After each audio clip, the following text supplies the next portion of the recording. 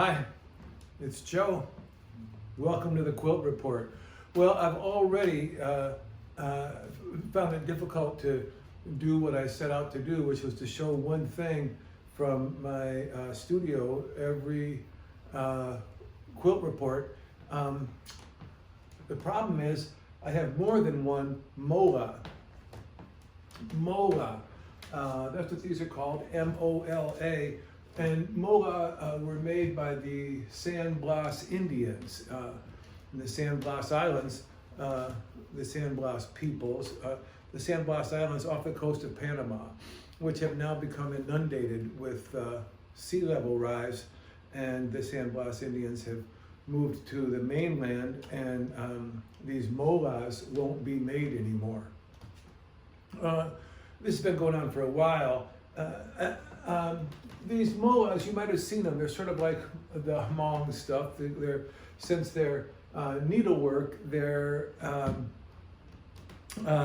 seen at quilt shows very often. If I see one or two and I like them and they're a reasonable price, and they've almost always been a very reasonable price. I think the most I've ever paid for one has been $60, and the least was like $5. I mean, they really have not had a lot of economic value, even though artistically they're unbelievably great, in my opinion. They're all unique. Mola, as I understand it, means blouse front, and women would make these and then put them on the front of their blouse. Some are completely abstract, like this one here in the middle. You can see it has a cross in the middle. I'm not sure what that means, if anything. But it's these characteristic abstract shapes made by reverse applique. So there's layers and layers of fabric here. Like this little thing here, I can see there's a blue and red and orange, and there's layers of fabric that are cut away. The top layer is cut away to reveal what's behind. They're all made that way. And they're also embroidered and decorated with little tiny, minute stitches. So there's characteristic kind of shapes, like these stripes, like these little zigzags, but they're all different. And the imagery, when they're not just abstract like this, can be crazy. If I just start right here, is this a dog that we're looking at, or a donkey, or I don't know, it's some kind of an animal, isn't it? Probably a mammal of some kind. And you can see that some of these shapes around the edge, it's just beautiful. And you can see it's never been faded at all. This one is a hybrid. It's kind of abstract mostly, with these two faces in the middle of it. Each one the same, each one different, freely made. If we go over here, look at these four birds. They're all facing in toward each other. They're all made the same. The colors are all different, however. It's got that blue and white printed background. Oh man, with this characteristic deep red that I love so much. This one, who is this guy in the middle with his arms stretched out, and then kind of a shelf there that this one bird is sitting on, the other bird sitting on his arms. He's a funny looking character with these mustache and yellow eyebrows. Who knows what this guy is? Or this one, look at this. This is 4 different animals. They're or 8 different animals. What is it? They're mirrored.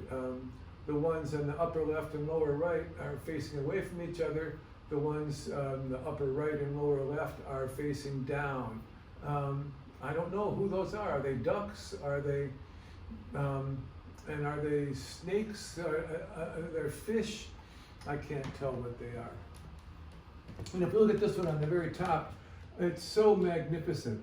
Obviously, it has some religious iconography in it. This could be Jesus, I suppose, as a bird riding a burro into Nazareth. There's churches in the upper corners. There's this guy in a tree there with little embroidered lines and embroidered face. It's I don't know, it just leaves me awestruck, these kind of things. Now, these are genuine molas that were just cut out from a blouse front, you can tell. There's no binding or anything. This one, which is much cruder made, is it's bound, and it's got a zipper on the back. It's made to be a little pillow. It's trying to use the, somebody made it trying to use the techniques of a mola in a hurry and didn't care about the design, it's clear. Here's one that's like maybe it's a child's first mola. I don't know. It's shaky and not very skilled, but it's all the same ideas. Everything's right there, just not very elegantly made. And then look at this red and green. This is the real deal there. So my feeling is, if you see a mola, you should pick it up. There's not going to be any more. I mean, nobody wants their kids to grow up and do needlework. They want their kids to grow up and go to college and get modern work. So these traditional things are all falling out. And we're lucky enough to be at the end of some of these eras like this one. And you can still find these at yard sales and antique shops and all kinds of places. And check them out. I get a great deal of pleasure out of these. I have a few at home that I've framed that are bring me joy every day. Well, there you go. Thanks for stopping by. See you next time.